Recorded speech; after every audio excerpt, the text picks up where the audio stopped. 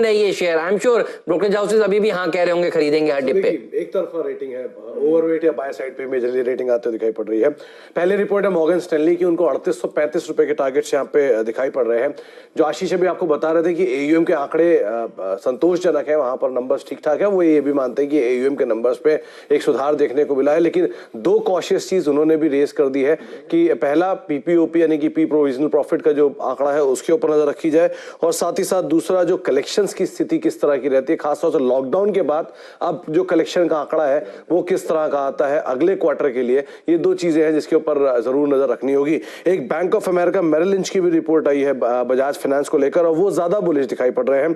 करीब करीब 4500 रुपए के टारगेट्स वो यहां पर देख रहे हैं। उन्होंने हालांकि सारा तवज्जो जो दिया है वो दिया है कि उनकी नॉर्मलाइजेशन जैसी सिचुएशन बनते हुए दिखाई पड़ रही है, और नए कस्टमर्स और एक्विजिशंस जो है वो करीब करीब 60% पहुंच चुके हैं। तो उनका फोकस नए कस्टमर्स के एडिशंस के ऊपर है। हालांकि मॉर्गन का जो फोकस है उनको लगता है कलेक्शंस को लेकर थोड़ा एक आंकड़ा आ जाए उसके ऊपर नजर रखी जाएगी। लेकिन दोनों ही की ओवरवेट और बाय साइड की रेटिंग है। 3800 का टारगेट मॉर्गन का और 4500 का target bank of America Merrill Lynch का।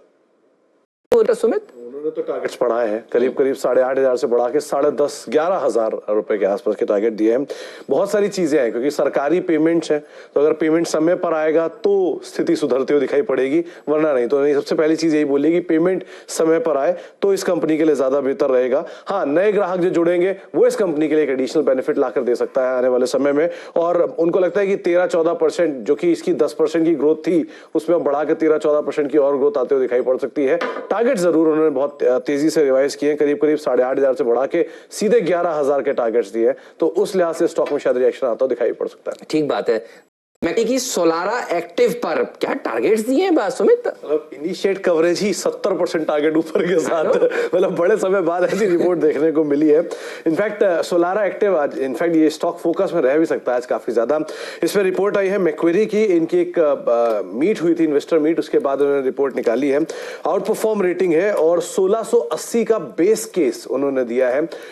बुल केस में करीब करीब 2064 तक के टारगेट्स भी देख रहे हैं, यानी कि आज जो दाम है 1000 रुपए के आसपास है, वहां से ये करीब करीब दोगुना होते हुए देख रहे हैं स्टॉक को बुल केस में।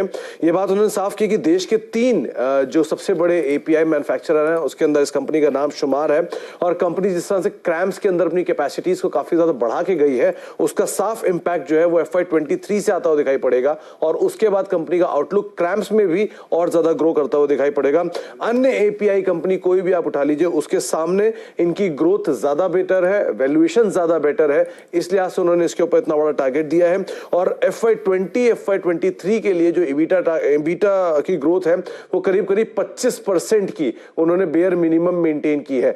अगर इसके बेस केस की या फिर इसके अगर बियर केस की भी बात की जाए तो भी वो 1300 के आसपास के टारगेट देख रहे हैं, बेस केस में 1600 और बुल केस में 2100 रुपए तक की चाल भी देखने को मिल सकती है। हो सकता है स्टॉक में आज एक रिएक्शन आता हुआ दिखाई पड़े। मुझे याद आता है